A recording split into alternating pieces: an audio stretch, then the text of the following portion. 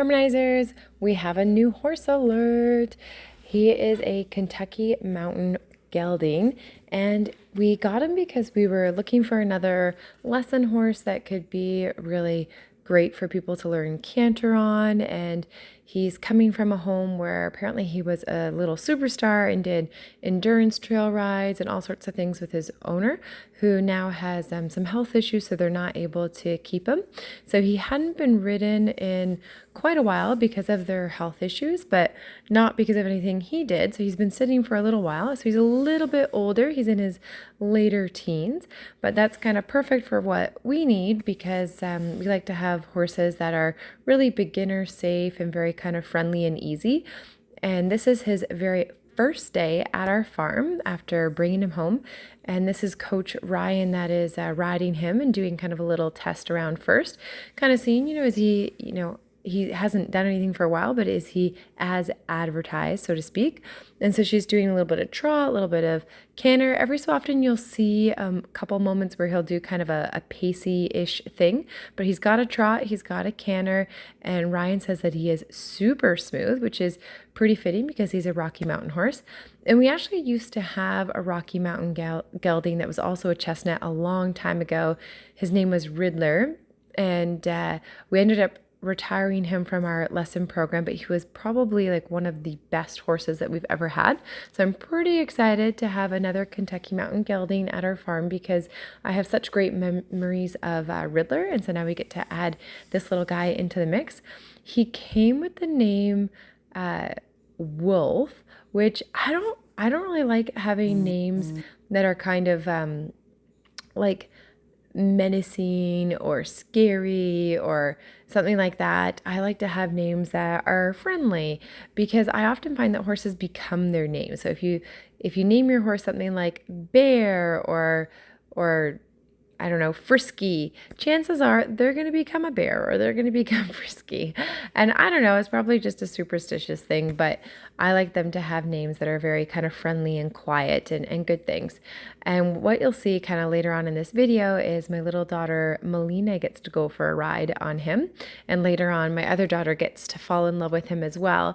And so the name we end up kind of settling on for him is Teddy, because my daughter has a Teddy that she absolutely loves and takes everywhere, and she really likes Teddy as well, and he seems to have a really great demeanor. Like, this is his first ride at our farm. He hasn't been ridden for quite a while, and he just comes in and he's like, yep, I remember how to do things, I steer really well, and he's totally quiet in the whole arena. And so I'm really hoping that he'll be a horse that my daughters can show at some point, especially little Evelyn, because she can have a horse that she can ride around. And I think he'll be pretty easy for that because he's not that hard to get going, and yet he's also very easy to stop. So he's kind of that perfect balance of being a little bit on the lazy side, but not too lazy, because if they're too lazy, sometimes that can be a little too hard. So here you get to see him doing his little canter and testing him out over a couple of jumps. Because of his fitness level and not doing things for a while, we definitely were careful about how much canter we did at one time or how much trotting we did at one time. And we're only doing these little individual jumps. Just we wanted to get a feel for, okay, like, does he jump? Will he go over a jump? And we know that he hasn't done a lot of jumping in his history because he mostly did trails and some obstacles and things with his previous owner. Or she technically still owns him. He's on trial with us for the summer, but I'm already really loving him. So I hope he's going to be sticking around for a while. But he's super funny. You're going to laugh at some of these jumping clips here because he tries, but you can tell that he doesn't have the experience over fences, and that's totally okay.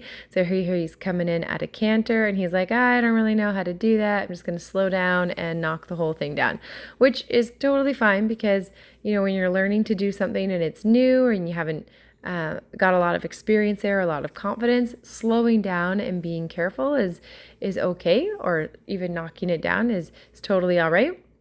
And then you can see, like, there he got into a little bit of paciness there for a second. So Ryan's just kind of slowing down and regrouping. And he does have that gated potential in his background, but because we just ride trot and canter. We don't really want him to do the gaiting, so we just have to be a little bit more careful about how we ask for things. But that was something that I asked before we picked him up is, is he gaited or is he not? And typically he does go into a trot, but the cool thing about him is that it's a comfy trot, not a bouncy trot. And then here's just a little clip of Ryan was having issues getting his left lead. So she has had a left lead canter on him prior to this little clip here. And there could be lots of things going on. It could be the way Ryan's sitting on him. It could be that he was getting tired because he hasn't been ridden in quite a while. And it's totally normal for us to have one side that is stronger than the other. We do that and horses do that. And especially if you're not, working out and balancing those muscles and getting that symmetry going, then that's totally normal that you're going to have one side stronger than the others. So we struggled a little bit with that, and then we'll just kind of keep tabs on that. And then here is little Miss Melina getting to go for a ride on Teddy. He was just super chill and looked super great. Didn't have not one spook, not even sort of a buck or anything like that. Like, just seemed like such a great gentleman that I felt comfortable putting Miss Melina up there. She's just going around for his cool out walk with no stirrups there. And I wanted to see how he would be if I trotted in hand with him a little bit. So you can see here we go for the tiniest little trot. And my daughter is hilarious. She becomes like a bobblehead in the saddle. So that's something that she's going to work on as she gets a little older. But she loves riding. Little Melina loves riding. She actually can sometimes get quite sad when I go to take her off the horse. And I'm like, okay, but the horse is all done. And she wants to ride more and more and more. So I have a feeling that in the future you might see her becoming my little horse show partner and or traveling around doing trail rides and all sorts of things together. I think she's going to really enjoy that. But she's super cute going around doing her walking and a little bit of trotting, trying him out. I thought it'd be fun for her to try just because he's a little bit more of a smoother horse too, that she gets to experience that. But you can see how chill he is, how calm he is. So I'm pretty excited that he'll be available in our lesson program and for our events and things like that because he's got a great personality. And then slowly and gradually we're going to build up his fitness, get him stronger in his canter leads and his jumping and things like that. But he's got a lot of great personality pieces, and he seems like an absolute gentleman that loves attention and just really happy and confident in his own self, which is such a nice thing to have. And because we have a lot of beginners and a lot of kids at our farm, it's such a great thing to have. So then we tried a different saddle on him, and Ryan's like, yeah, I'll just hop up and I'll go for a little trot. And she's just riding with a halter and one lead rope, only attached on one side. So that just kind of gives you a little insight into his awesome nature. Remember to subscribe and check out harmonyhorsemanship.com for even more learning.